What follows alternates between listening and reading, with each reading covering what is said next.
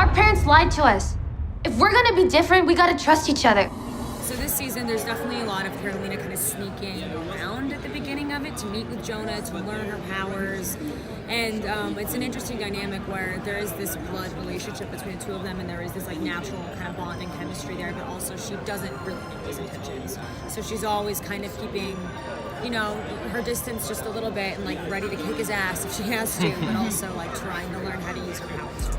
But I think the dynamics is like now they're learning how to survive on their own without the stability of their rich parents, and I think that's where Molly kind of has it easy because she has that street smart already dived into her brain somehow. She's like a superhero at heart, so those are really fun to play with on set. Old Lace kind of, I mean, really settles into her role as the seventh member of the Runaways this season. She lives with us now, so that makes it easy for her to become part of this group dynamic, and she gets an arc kind of like the rest of us. She really goes through stuff this season, so it's cool to work with her, and that now my other castmates get to work with her just as much. What can I tease? That's the right question.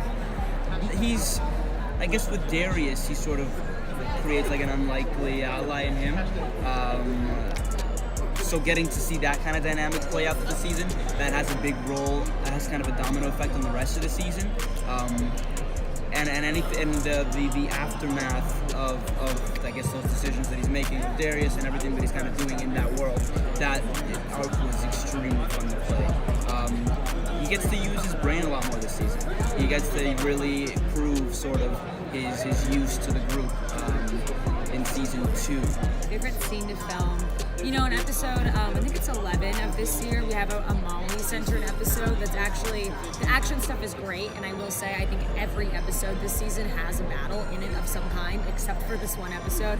But it's just really great because it's a very touching and heartwarming episode, and it just feels like a very sweet drama, kind of funny episode that I think is really special. That's what makes our show so unique, is that we have the action, but then we also have a lot of heartwarming type things. Some of the action stuff.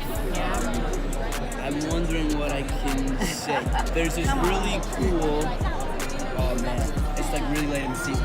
The action stuff, getting to do my own stunts, getting to kind of do, I want to say it so bad, getting the stunts. That was the most fun to play, but I guess I can't give the specific scene, but it involves a car. I think physically, one of my favorite and most challenging scenes is in episode 2, where I'm drowning in like that pool scene and the fight scene with Tina, because I was a swimmer before, but then just to able to like go under there and like glow, like you have to glow underwater and then like pretend you're fighting and punching through like this like a barrier plexiglass, and it was so much fun. But I remember like I gotta be Molly, but I'm like drowning at the same time and I can't breathe, and then come out, go for air, and then come back in. But it was so much fun.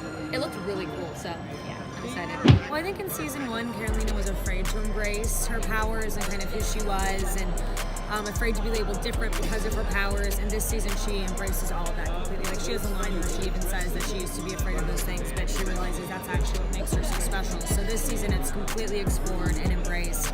I fly a ton this season, and there's so many more action sequences than there was last season. There's a lot more glowing than there was last year. So I feel like everything this year is just like bigger and better than it was last year. Her relationship with Nico last year, obviously they end the season together, and this season we end up moving into the bedroom of both Alex.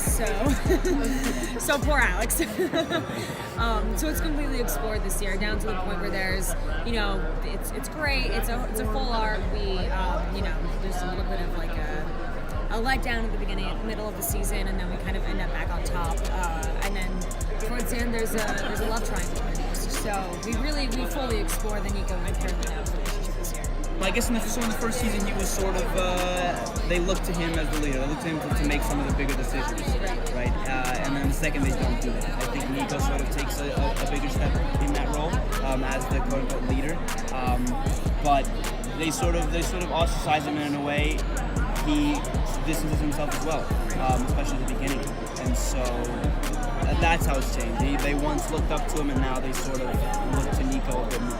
I think the first season she had to prove herself. The second season is more like, okay, you don't believe me, I'm gonna go do my own thing. Like, if you don't want to be the superhero, I'm gonna take the role. So she rebels a lot. I think she's going into like also growing up and being a teenager and knowing more like how to get your way around town and being street smart and like having your powers before anyone else. Naturally, like naturally goal achiever, naturally like persevering, goal oriented. Molly, she rebels and she wants to become this vigilante on her own. That's why she has some character dynamics really interesting this year with Nico, which are one of my favorites because they feel like the yin and yang character. The mom, the protector, and then like the daughter, but they're both like superheroes. So it's really fun to see how Molly has to rebel so that people can pay attention to her.